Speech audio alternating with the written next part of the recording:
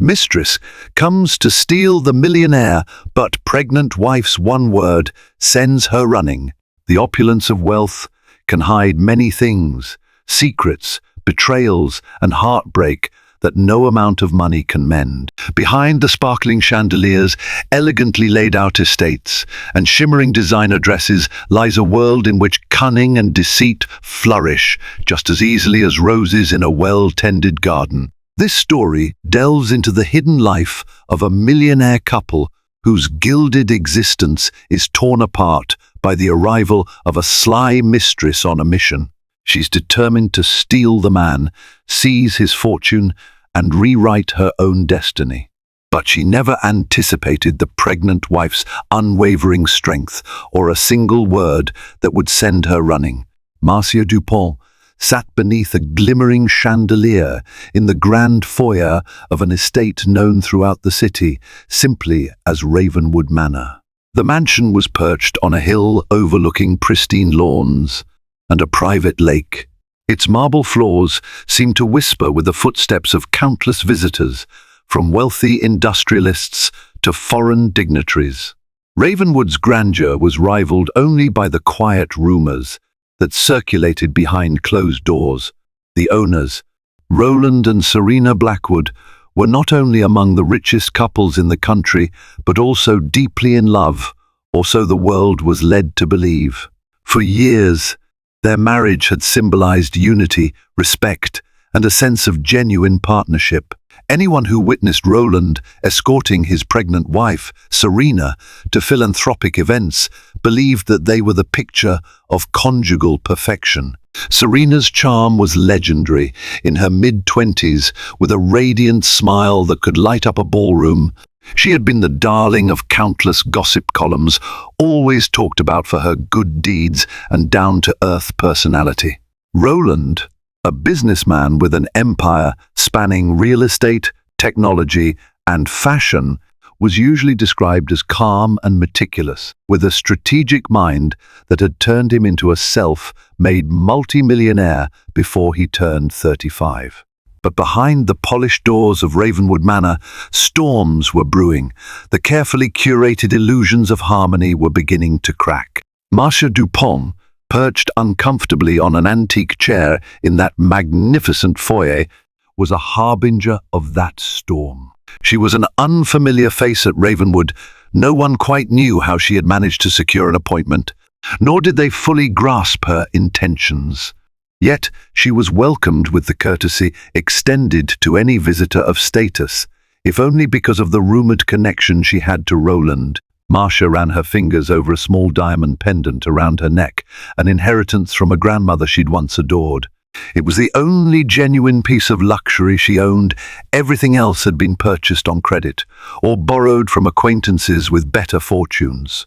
She exuded an air of confidence that derived not from wealth, but from raw determination. She had one goal in her mind: to manipulate Roland Blackwood into falling for her charms and eventually supplant his pregnant wife. She wasn't a random passers-by or a star-struck fan. She had studied Roland meticulously. She knew his daily schedule, his likes, and even the brand of cologne he favored. She was aware that he occasionally visited a private lounge in downtown Chicago called La Belle Vive, known for the hush-hush deals that happened there amid swirling cigar smoke and chilled champagne. She knew about his philanthropic appearances at charity galas for Save the Children or the lavish annual fundraiser at the Ritz-Carlton, where Chicago's elite, including old money families and local celebrities, converged. More important than these public engagements, however, was the information gleaned from well-placed bribes and cleverly extracted secrets. Roland's marriage, though outwardly perfect, had hit a rocky patch. No one else in that foyer, with its vaulted ceilings and stylized frescoes, suspected Marcia's true motive. She was there under the guise of a new interior designer, recommended by an acquaintance of Roland's. She had the portfolio to show for it, though most pictures in it had been stolen from obscure websites. Yet her real mission was straightforward: infiltrate the household and tear Roland away from Serena. She had surmised, through keen observation of her prior paramours, and she'd had many, including men twice her age, that men of Roland's caliber often succumb to the novelty of a new flame, particularly during a time of vulnerability or marital tension.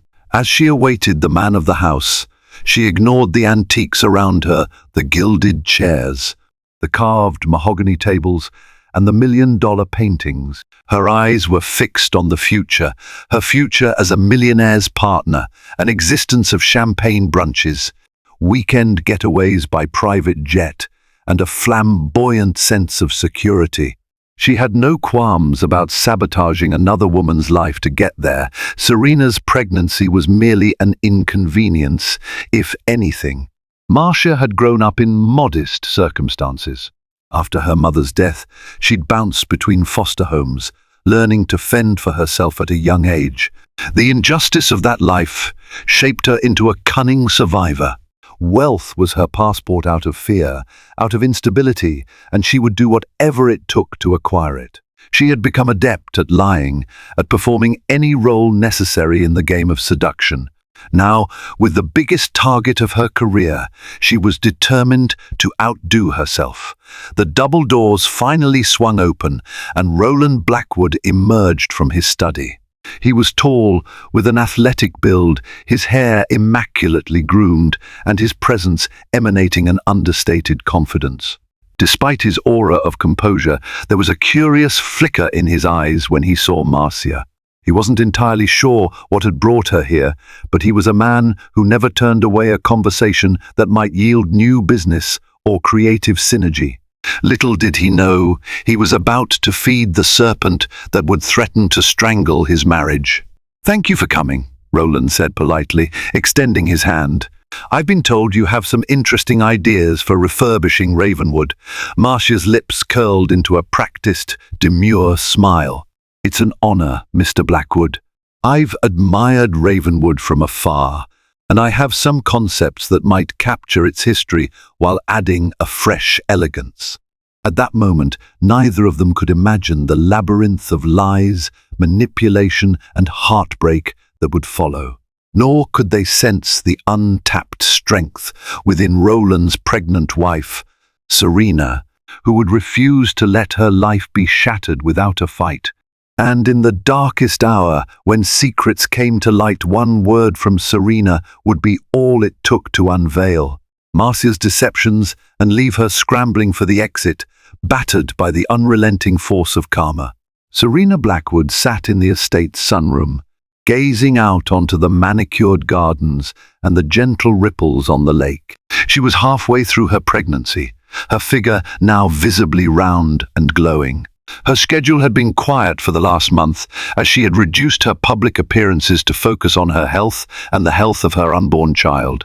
Yet, the rest had also sharpened her instincts. She sensed something amiss, an undercurrent of unease that settled in her bones. Pregnancy often heightens a woman's awareness. Small details stand out that might otherwise go unnoticed. Perhaps it was the hushed conversations she caught between the servants. Perhaps it was Roland's slightly distracted manner lately.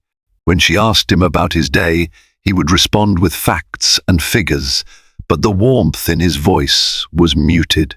She had faith in their love, yet she knew that trust alone wouldn't soothe her unease. Instinct told her that something was off. That afternoon, Serena decided to observe the estate staff. If rumors were circulating, the staff would be the first to catch wind. She walked through the hallways, letting her presence be casually known. Outside the library, she encountered Helene, the young housekeeper, who looked up with a blend of admiration and concern. "Madam, is there anything you need?" Helene asked. Serena offered a smile. "Just taking a little walk." "How are you holding up with all the changes around the house? I hear Mr. Blackwood is considering some renovations." Helene's face wavered with something akin to discomfort. "Yes, Mr. Blackwood was meeting an interior designer today. She left not too long ago." Serena asked casually. Is she new to the field? Helene nodded. I believe so. I overheard a conversation about some new, fresh perspective. She certainly seemed confident. There was a moment's pause, and Serena gently coaxed, confident in what sense? Helene lowered her eyes, hesitant. I'm not sure if it's my place to comment, madam, but her manner was a bit forward. She didn't act shy about meeting Mr. Blackwood. Serena's heart fluttered, though she kept a calm exterior. Thank you, Helene. I appreciate your honesty. Such small remarks fed Serena's sense of unease. She shrugged it off publicly, but in private, her suspicions grew. Who was this new designer? And why would her behavior raise eyebrows in the staff? That evening, Roland arrived late for dinner. Their conversation was cordial, but Serena noticed he was withdrawn. She observed him quietly, reading the tension in his shoulders, the shadows under his eyes. He mentioned the interior designer, Marcia, in passing, praising her creativity. She showed me some sketches, Roland said, swirling his wine. I'm impressed. She has a knack for blending modern minimalism with classic Gothic revival. Serena wanted to ask for more details, but resisted the urge to pry right away. Instead, she smiled. I'm sure it'll be beautiful. When do I get to see these designs? I'll arrange a meeting soon. Let's wait until she polishes them up. As they finished their meal, Serena looked into Roland's eyes. She wanted to find her old husband there, the man who made her laugh, who wrapped his arms around her and said that money and power meant nothing without her. Instead, she glimpsed a flicker of restlessness. She reminded herself not to jump to conclusions. A new project often excited him. Nonetheless, she promised herself she would be vigilant. Marcia, thrilled with her first meeting at Ravenwood, wasted no time in planning her next moves. She cultivated a narrative that would bring her ever closer to Roland. She presented herself as well-educated, dropping references to reputable institutions like the Parsons School of Design, though she'd never set foot there. She claimed her father had been a notable architect who had once collaborated with names like Frank Gehry. Every lie, every fabricated detail was carefully curated to entice Roland and show him that they were kindred spirits of refinement and vision. Her next step was to schedule private sessions outside the estate. She pitched the idea of examining top-tier furnishings and art pieces around Chicago. She invited Roland to join her on visits to exclusive showrooms. While Roland initially protested that he had a busy schedule, Marcia had anticipated his reluctance. She sweetened the deal by hinting at a potential partnership. If he liked her interior design approach, maybe they could collaborate on a bigger scale for his chain of boutique hotels. The possibility of a profitable venture captured Roland's attention, and soon he found himself agreeing to meet her for a showroom tour. Marcia meticulously curated every aspect of these outings. She wore elegant but understated outfits that accentuated her figure without screaming for attention. She used subtle perfume, ensuring that a faint trace would linger after she left. During their talks, she artfully balanced her knowledge of design with sly compliments about Roland's business acumen. Your expansions into boutique hotels are truly visionary, she remarked, as they strolled through a top-tier furniture store in the city's Gold Coast district. It's not just about offering a room, it's about offering an experience. I can see the passion you pour into every project. Roland nodded, a hint of pride in his eyes. It's always been my philosophy that luxury should evoke emotion, not just status. She pressed her hand lightly to her chest, feigning admiration. You know, it's rare to find someone in your position who still cares about the art, not just the profit. If we decide to work together on the interior design of your hotels, I believe we could create something truly extraordinary. Their interactions became increasingly familiar. They moved from showrooms to exclusive art galleries. At each location, Marcia made sure to mention her connections that could provide them with unique pieces at better prices. She painted a grand vision, rooms lined with curated artwork, lobbies that told stories, and subtle, thematic elements that would differentiate Roland's hotels from any competitor in the marketplace. While Roland found himself increasingly charmed by her expertise and enthusiasm, he tried to keep his boundaries. He was a married man, soon to be a father. Yet, it was impossible to deny that Marcia stirred something in him, an excitement, perhaps even an infatuation that he had not felt in a long while. Throughout his marriage, he had never seriously contemplated infidelity. But as the days went on, Marcia's magnetism seemed more potent. She was always available, always flattering, and always making him feel like the center of attention. Little did he know that Marcia's real life was far from the sophisticated front she portrayed. She rented a small apartment on the fringes of a run-down neighborhood, bills piled up on her kitchen table. The only sign of luxury in her place was her carefully curated wardrobe. She sank every spare penny into fine dresses, shoes, and handbags, all to maintain an illusion she had painstakingly constructed. She was a gambler, betting everything on her ability to secure Roland's affection and finances before her own resources ran dry. In time, she enticed Roland to a private dinner at a swanky restaurant called Merrill & Sons, a high-end steakhouse located near the Chicago River. She framed it as a discussion about design concepts. When they arrived, she had already reserved the most private booth, one tucked away from prying eyes. Over a bottle of rare French wine, their conversation glided from professional musings to personal revelations. Marcia shared anecdotes of a troubled childhood, half-truths laced with emotional hooks.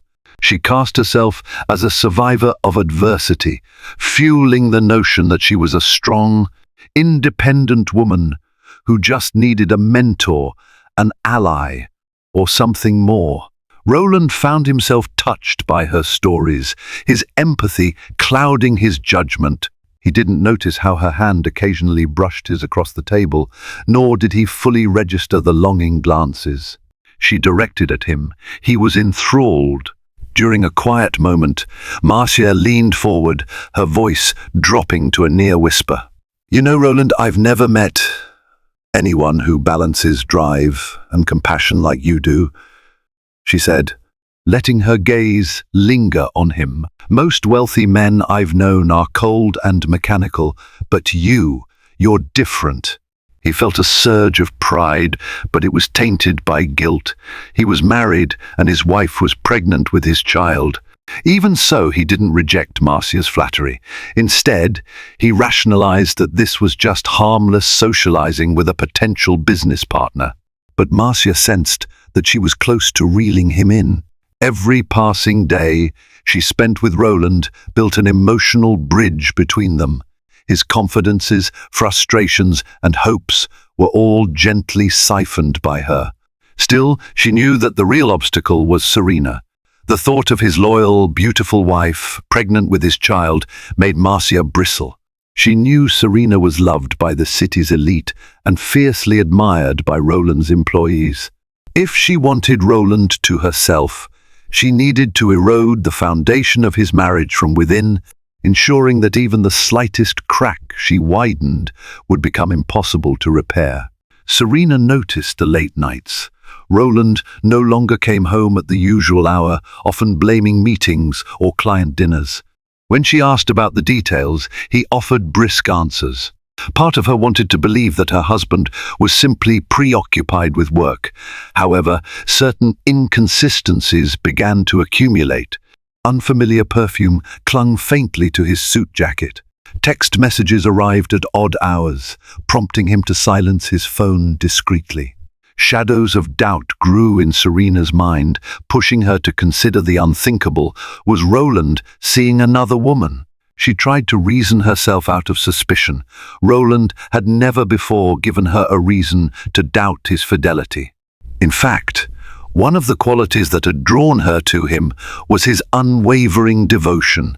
Despite the facade of the perfect life, Pregnancy had introduced tension they hadn't anticipated, her occasional emotional swings, the constraints on her ability to attend events by his side, her focus shifting toward the baby.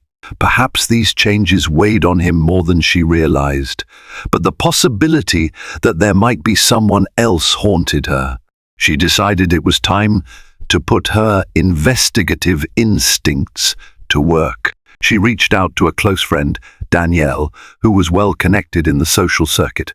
If there were rumors swirling around about Roland and another woman, Danielle might have heard something.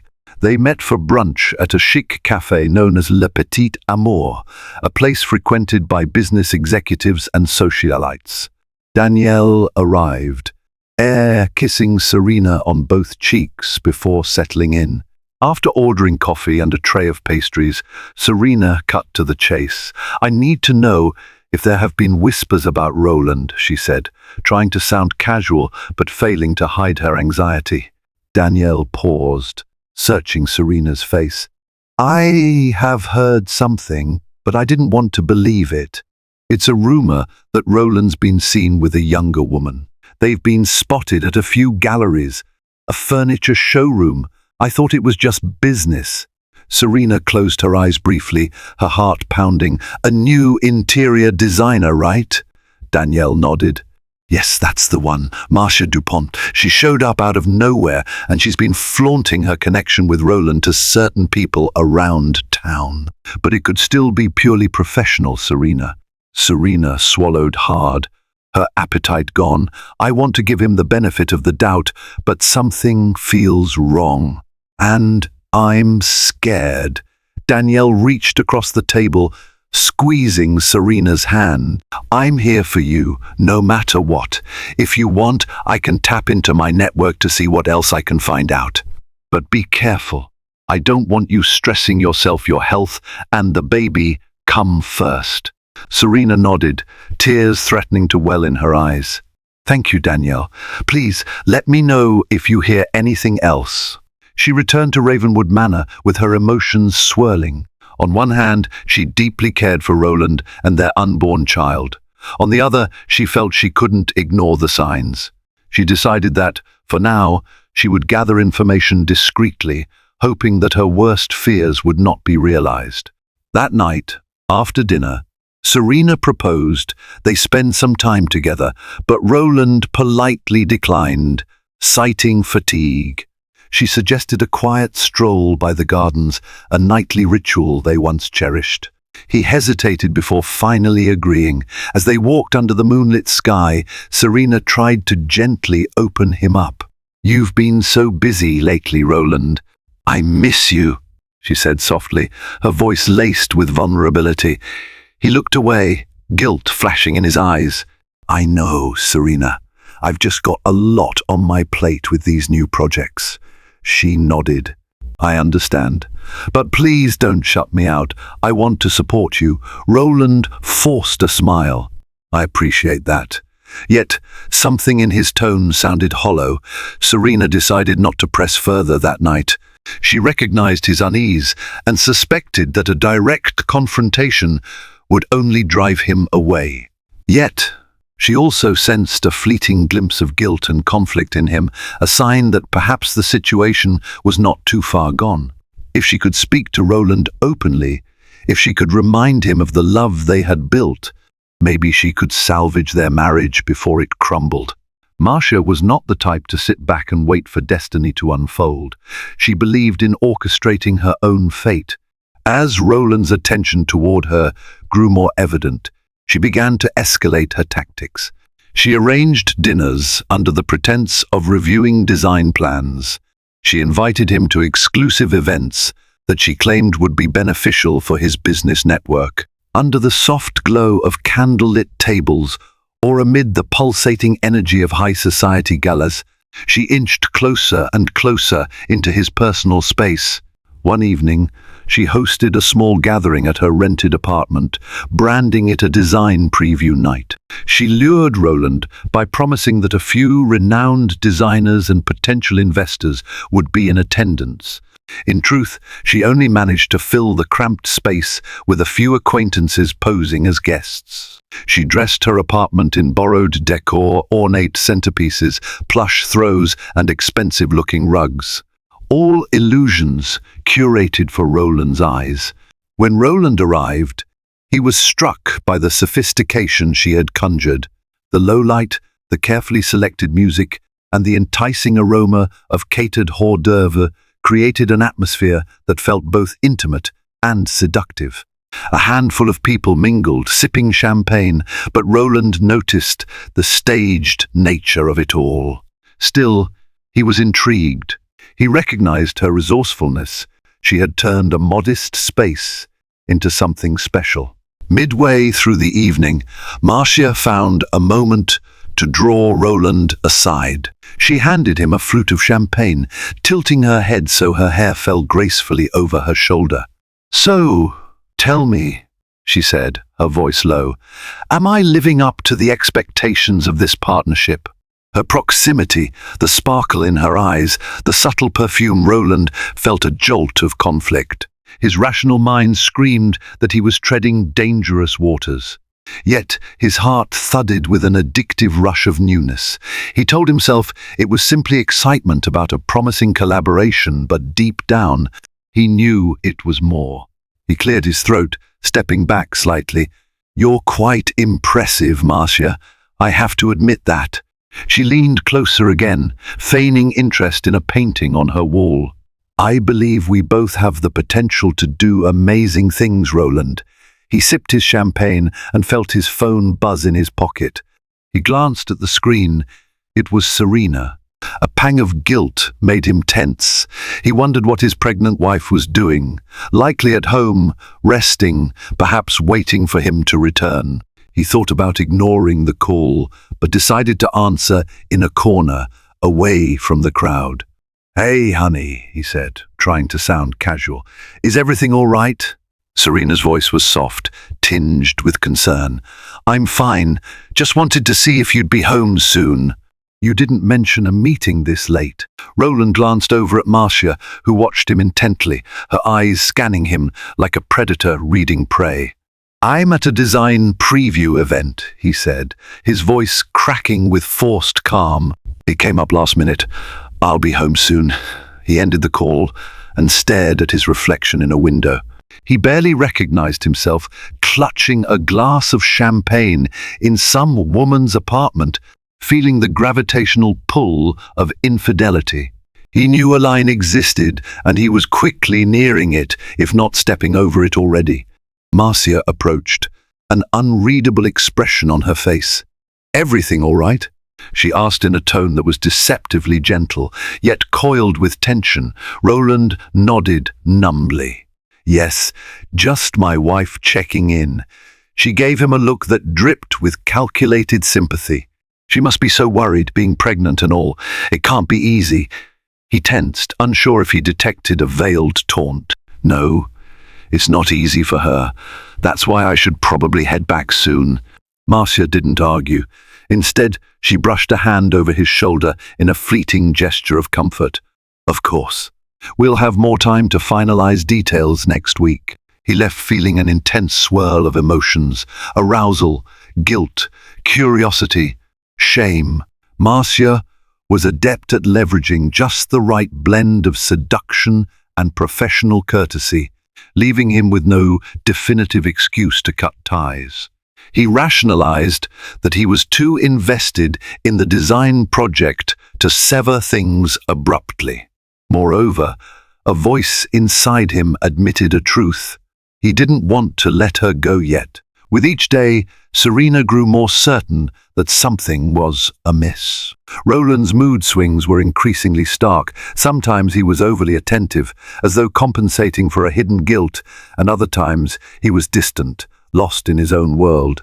She didn't want to believe that the man she loved, the father of her unborn child, was on the verge of betraying her. Yet the evidence was accumulating. In a quiet act of desperation, she looked through the logs of the family chauffeur who often drove Roland to business appointments. She discovered an unsettling pattern of visits to unfamiliar addresses, restaurants, and galleries places. Serena had never heard Roland mentioned before. She confronted the chauffeur discreetly. The man hesitated but ultimately confided that some of these trips were indeed to meet with Marcia Dupont. One evening, when Roland was out for what he described as a late meeting, Serena felt her nerves on edge. She hadn't been sleeping well, and the stress was beginning to wear on her. She decided to distract herself with a routine task, and began sorting through the pile of mail that had accumulated on Roland's desk. Most of it was business correspondence, invitations, and requests for charity appearances. But in the midst of it all, she stumbled upon a small envelope addressed to Roland in elegant handwriting. No sender information was visible, just a subtle flourish of an M in the corner. Her heart hammered as she opened it, half expecting a direct admission of love or lust from this shadowy woman who had invaded her marriage. Instead, she found an intricately designed invitation to an event celebrating emerging visionaries in modern design, to be held at a private art gallery downtown. Roland was listed as a special guest, personally invited by Marcia Dupont. A wave of nausea washed over Serena. She realized that Roland had not mentioned this to her, even though it was only 3 days away. She wondered if she was expected to remain blissfully unaware while he escorted Marcia around an exclusive function. She also noticed that the event conveniently clashed with a prenatal class they were supposed to attend together. Serena forced herself to breathe slowly. She reminded herself that in the absence of confirmation, this was still conjecture, but she felt an overwhelming urgency to protect her marriage, her unborn child, and her own sanity. That night, she waited for Roland to return, tears brimming at the corners of her eyes. She decided that if he didn't come clean this time, she would muster the strength to confront him directly. When he finally stepped through the grand entrance of Ravenwood around midnight, Serena was on the living room couch, the lights dimmed. He stopped in his tracks upon seeing her awake and obviously distressed. "Why are you still up?" he asked, concerned. Serena held up the envelope. "I found this on your desk." He glanced at it, recognition sparking in his eyes. "Oh, that! It's just a design event, nothing major." She bristled, struggling to maintain composure. "If it's nothing major, why hide it from me?" Roland sighed, looking away. "I wasn't hiding it, I just forgot to mention it. There's been a lot on my mind." Serena felt anger and sorrow whirling inside her. "We were supposed to attend a prenatal class that night." He ran a hand through his hair, clearly uneasy. "I know, and I was going to talk to you about rescheduling. It's a big networking event for the hotels. It's important." Serena's voice trembled. "I'm not important. Our baby's not important. We made these plans weeks ago, Roland." He stepped closer, placing a hand on her shoulder. "Look, Serena, I'm under enormous pressure right now. I'm trying to expand, secure deals, keep everything afloat. This design event could open doors." She couldn't restrain her emotions any longer. "Is it about the event, or is it about her?" Roland froze. "Her? Who?" "Marcia Dupont," Serena spat out, tears sliding down her cheeks. "Don't lie to me. I know you've been seeing her outside of work, going to all sorts of places you never mention. The staff is talking. People in the city are talking. How could you do this to me now when I'm pregnant with our child?" He stiffened, guilt etched across his face. "Serena, it's not what you think. She's just a designer I'm working with, someone with great ideas. I might have let it get a bit personal, but nothing's happened." Serena clung to a shred of hope. "Then prove it. Stop seeing her outside of professional settings. Bring the meetings back to the estate. Let me meet her. Let me see for myself." Roland hesitated, his eyes flicking away, which confirmed Serena's worst fears. "It's complicated," he said. She inhaled shakily, stepping away from him. "Complicated how? Because you're falling for her?" He opened his mouth, but no words came out. The silence was damning. Serena felt her chest tighten, her vision blur with tears. Without another word, she left the living room. Roland didn't pursue her. In that vacuum, she was certain that she stood on the precipice of losing her marriage.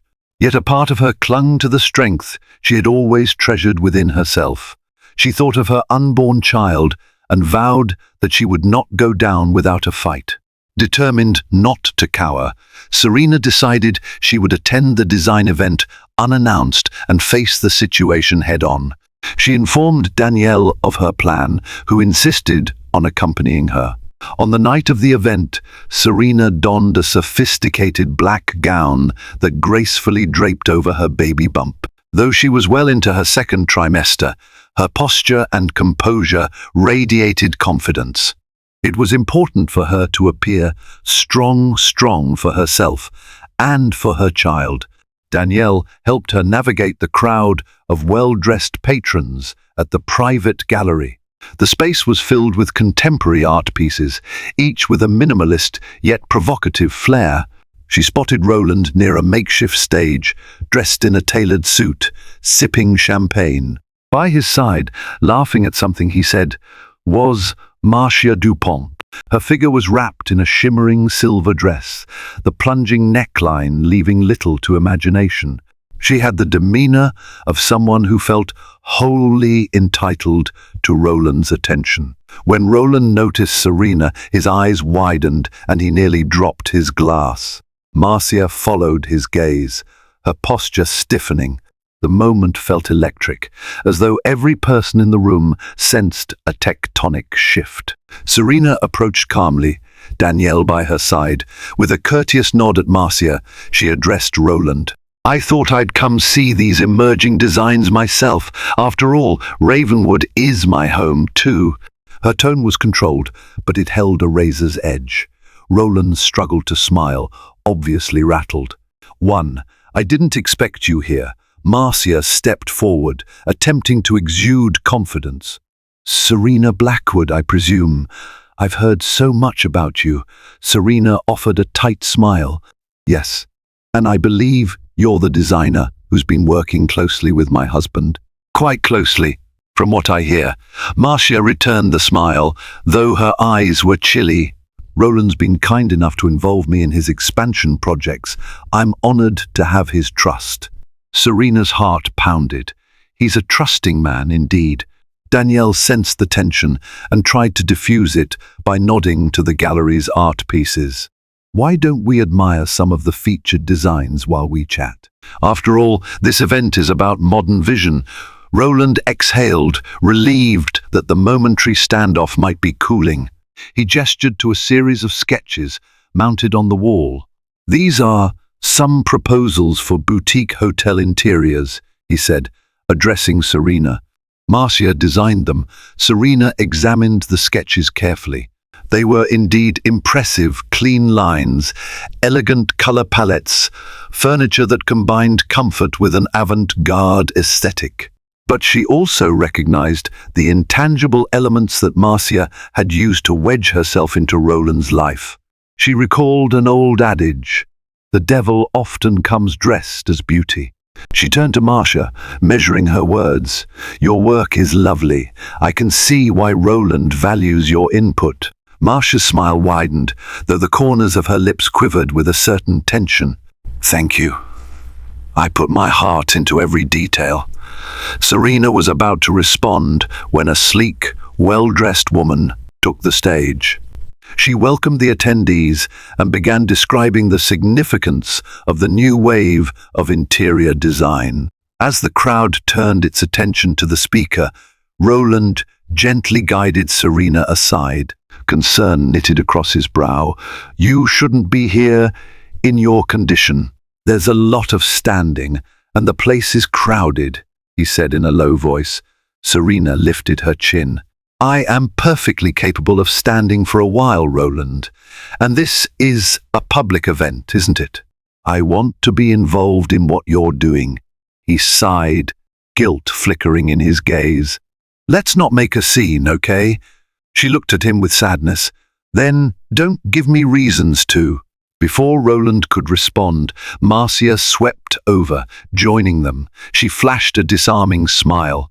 "Serena, how about I give you a private tour of the exhibit? The pieces over there are particularly stunning, and I'd love your opinion." The proposition was cunning, a direct challenge disguised as hospitality. Serena hesitated, but Danielle squeezed her arm encouragingly. Against her better judgment, Serena nodded. "All right. Lead the way." The two women walked side by side, ignoring the hush that fell over those observing them. Marcia exuded a practiced charm, pointing out design elements and influences. However, her real motive became clear when they reached a quieter section of the gallery, away from prying eyes. "You know, Serena," Marcia said, her voice measured, "Roland has always spoken highly of you.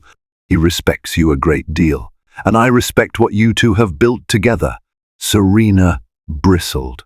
"That's kind of you. Though, respect would imply boundaries." Marcia laughed lightly, though her eyes remained cold. "Are you accusing me of overstepping? I'm simply doing my job as his designer, bringing a fresh perspective to his ventures. It's up to him where he invests his time." Serena felt her pulse race. She realized Marcia was no naive admirer. She was a calculated predator. He's a married man, soon to be a father. Marcia offered a thin smile. A father, yes, but a husband who might be longing for something more. That's between the two of you. Don't blame me if he finds my company stimulating. Rage swelled in Serena's chest. She struggled to maintain composure. "I won't let you harm my family." Marcia arched an eyebrow. "We'll see about that. If Roland's truly devoted to you, then you have nothing to worry about, right?" Serena's hands clenched into fists at her sides. She took a step back, reminding herself to breathe for the sake of her unborn child. "I've dealt with all sorts of challenges in my life. Don't assume I'll let you walk away unscathed." Marcia's lips curved into a smug smile. "I never assume. I observe, I adapt, and I conquer. Good luck, Serena. May the best woman win." With those words, she turned away and vanished into the throng of partygoers. Serena stood there, her heart pounding, tears threatening to spill. She had come face to face with the woman who aimed to destroy her marriage. In that moment, she pledged she would not succumb to fear or sorrow without a fight. If Marcia wanted a battle, she would get one.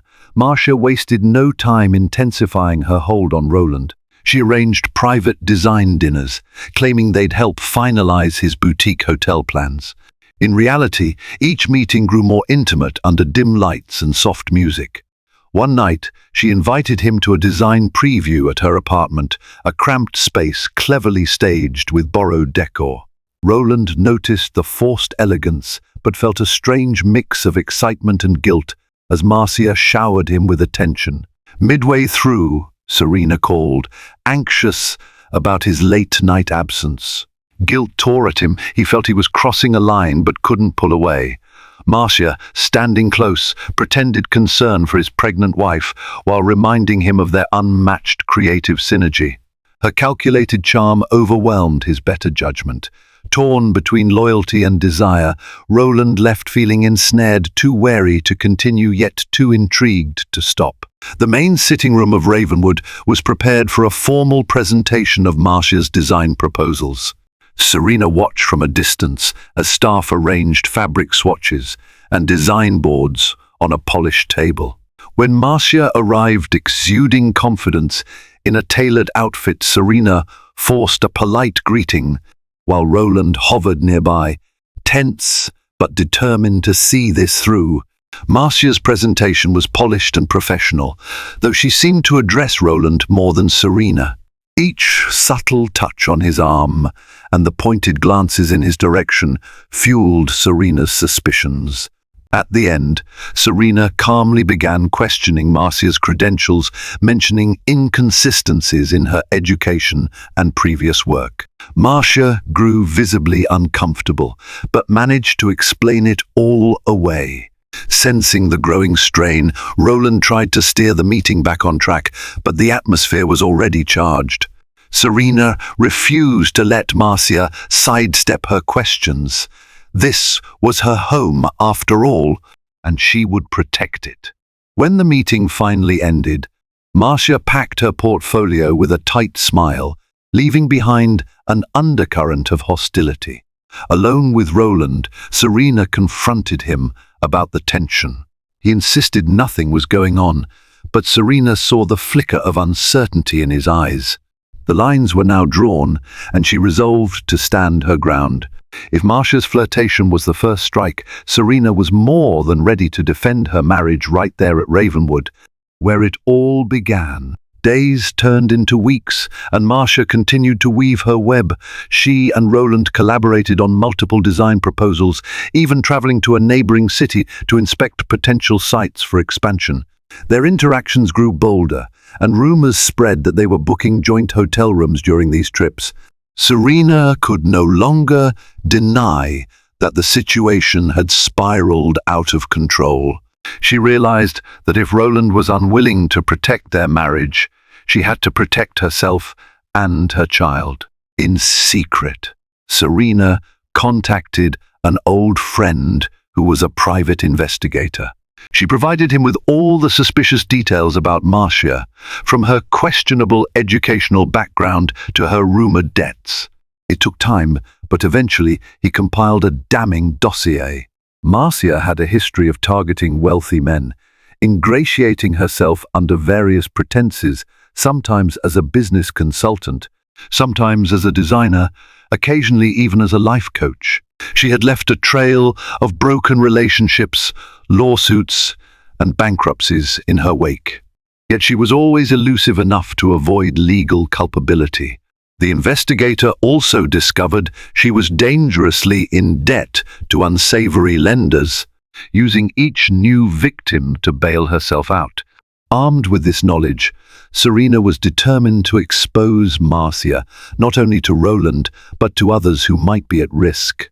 However, she knew that merely confronting Marcia with these facts might not suffice. A cunning manipulator like Marcia could easily spin the narrative, claim that the information was fabricated, or that Serena was a jealous wife lashing out. Then, as though the universe decided to tip the scales, karma made its entrance. During one of their visits to a prospective hotel site, Marcia convinced Roland to enjoy a celebratory dinner for a deal she claimed was about to close. She had, in reality, borrowed a massive sum of money to stage a lavish night, renting a VIP room in a high-end restaurant, hiring photographers to pretend they were paparazzi, and commissioning a forged letter of intent from a supposed investor in Europe. Her plan was to show Roland that she was a powerhouse who could attract major deals, thus solidifying her claim to be his perfect partner in business and in life.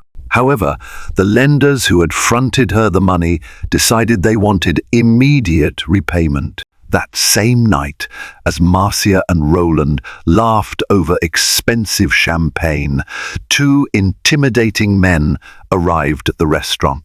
Unbeknownst to Roland, these men had been trailing Marcia for weeks, waiting for the right moment to confront her in public, where she would feel pressured to pay or face humiliation.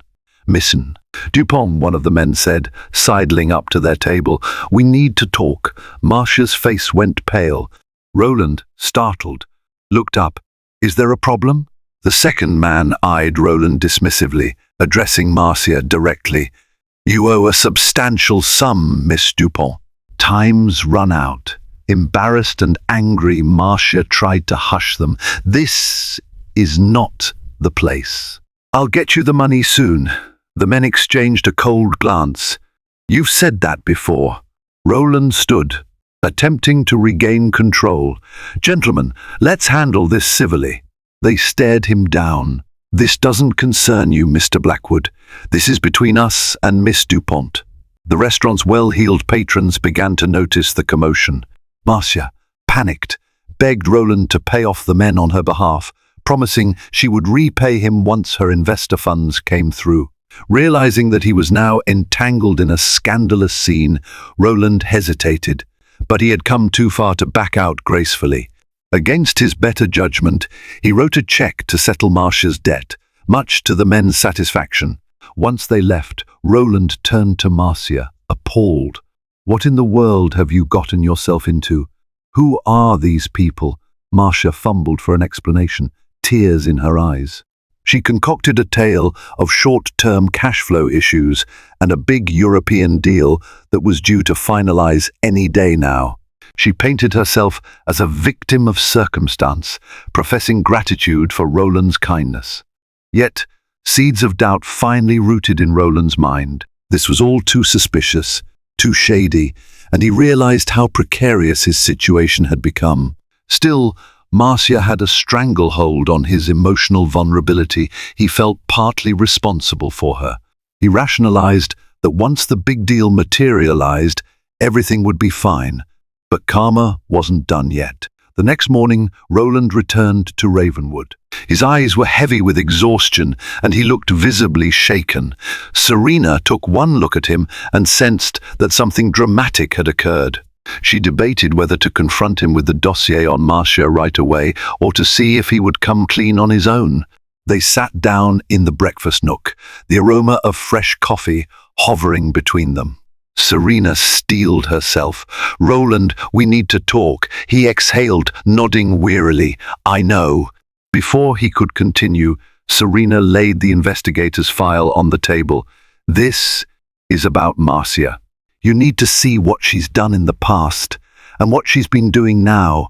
Roland's jaw clenched. He opened the file hesitantly, scanning the pages.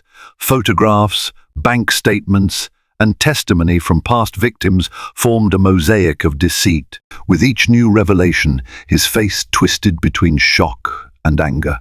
He realized how thoroughly he had been played, how Marcia had systematically preyed on his trust and lured him into a financial and emotional labyrinth.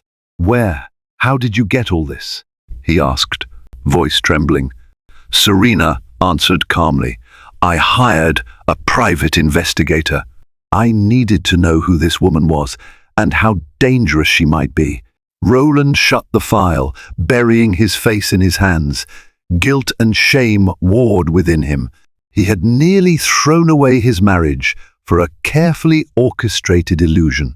"Serena," he choked out, "I'm so sorry. I've been a fool." Tears glistened in Serena's eyes. "I'm not the one who needs your apology most. It's our child.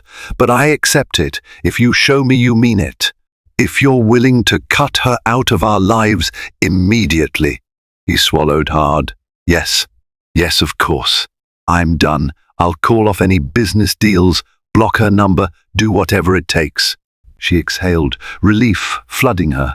For the first time in weeks, she felt hope. "Thank you," she whispered, her hand drifting to her pregnant belly. She paused before adding, "It won't be easy.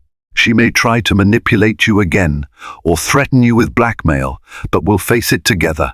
Roland reached for her hand, a wave of regret overpowering him. "I'll make it right." Meanwhile, Marcia was unaware that her fortress of lies had crumbled overnight. Still believing she retained a hold on Roland's heart and bank account, she decided to make a brazen move. She arrived at Ravenwood unannounced, breezing past the hesitant staff. She felt emboldened by the check. Roland had written to clear her debt. Surely he was completely under her spell now. She found Roland and Serena in the estate's grand foyer, standing side by side. The tension in the air was palpable. Roland's posture was stiff, but determined. Serena's gaze was fierce, protective. "Oh, Serena," Marcia said, feigning surprise. "I didn't expect to see you here, in the middle of the day." She turned to Roland, voice dripping with false warmth. "I came to tell you the investor wires are being finalized. You'll have your money back in no time, and our collaboration can proceed without interruption." Roland's expression turned cold. "No, Marcia. Our collaboration is over." Marcia blinked, momentarily thrown off. "Over. But we have so many projects in motion. We had plans. Serena took a step forward. Her belly was clearly visible, a potent reminder of the stakes at hand. We know who you are. We know what you've done. Marcia's eyes darted between them, searching for a lifeline. I don't understand. Roland lifted the investigator's file. Don't lie. We've got everything. Your scams, your false credentials, your manipulations. Marcia's composure wavered. She realized that the game was up. In desperation, she tried one last trick, painting herself as the wronged party. Roland, you can't believe all those lies. I would never hurt you. I love you. I can give you so much more than she ever could. Don't you see how she's poisoning your mind against me? Roland stood firm. No, Marcia, I'm done. Marcia's face twisted, desperation giving way to rage. You don't know what you're throwing away, Roland. I'll ruin you. I'll go to the press, claim you seduced me, exploited me. Suddenly, Serena stepped in front of Roland, her posture regal, her eyes burning with maternal protectiveness. She stared Marcia down. Marcia reflexively took a step back, a flicker of fear crossing her face at the intensity of Serena's glare. And then Serena uttered a single powerful word, one that encompassed the full force of her love, her fury, and her determination to protect her family. Out.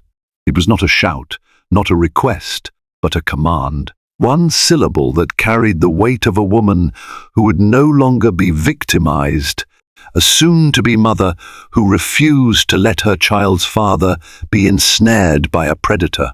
That single word struck Marcia like a slap. For a moment she wavered, caught between indignation and the realization that she had lost. Something in Serena's unwavering stance, the fierce maternal energy radiating from her, made Marcia recoil. It was as though she sensed a greater power, one that she could not match. Wordless, she turned on her heel and stormed out of Ravenwood Manor, her carefully crafted schemes crumbling to dust behind her. Within days, Marcia felt the fallout of her defeat. Roland cancelled every design contract and sent cease and desist letters, barring her from contacting him or his businesses. Word spread among the city's elite. Her reputation, already fragile, was shattered. The aristocratic circles that once opened their doors to her turned hostile. Events, showrooms, and potential clients blacklisted her. The unscrupulous lenders she owed returned, demanding further payment. She had no protector now, no benefactor to bail her out. She was left vulnerable and destitute, haunted by the knowledge that she had lost the biggest mark of her life. Meanwhile, Serena and Roland began the slow process of mending their relationship. It was not simple. There were nights of arguments, tears, and soul-searching. However, the ordeal also forced them to confront weaknesses in their marriage that they had previously overlooked. In time, they found a deeper, more honest understanding of each other. Roland vowed to never again take Serena's love for granted or allow a stranger to drive a wedge between them. When Serena finally went into labor some weeks later, Roland was by her side, holding her hand, praying for the safe arrival of their child. In the hospital room, amid the beeping monitors and sterilized walls, they welcomed a baby girl into the world. As the tiny infant wailed her first cry, the burdens of betrayal and doubt seemed to lift. Serena cradled the child in her arms, tears of joy streaming down her cheeks, while Roland gently kissed his daughter's forehead. Marcia's name was never mentioned in that hospital room. She had become a fleeting spectre of misfortune, a hard lesson about the vulnerability even the wealthy could face. In the months and years that followed, the story of the mistress who tried to steal the millionaire circulated through Chicago's high society as a cautionary tale. And though some might have relished the drama, those who truly knew Serena Blackwood admired her for standing firm, for speaking a single word that shattered an illusion and preserved a family. Thank you for joining us on this tumultuous journey into a world of deception, heartbreak, and ultimate redemption. We've witnessed how ambition can twist minds, how trust can be tested, and how one woman's resolve to protect her family proved more powerful than any mistress's cunning. In the end, the truth prevailed, the false beauty of lies was exposed, and karma delivered its final blow. Most importantly, we learned that a marriage tested can become stronger, and that a new life, their baby girl, symbolizes hope for a better, more honest tomorrow. If you found yourself enthralled by the twists, turns, and dramatic showdown that unfolded at Ravenwood Manor, don't forget to like this video, share it with friends who love a captivating story, and most importantly, subscribe to our channel for more tales of suspense, love, and unexpected triumph. Thank you for watching, and until next time, stay vigilant and stay inspired.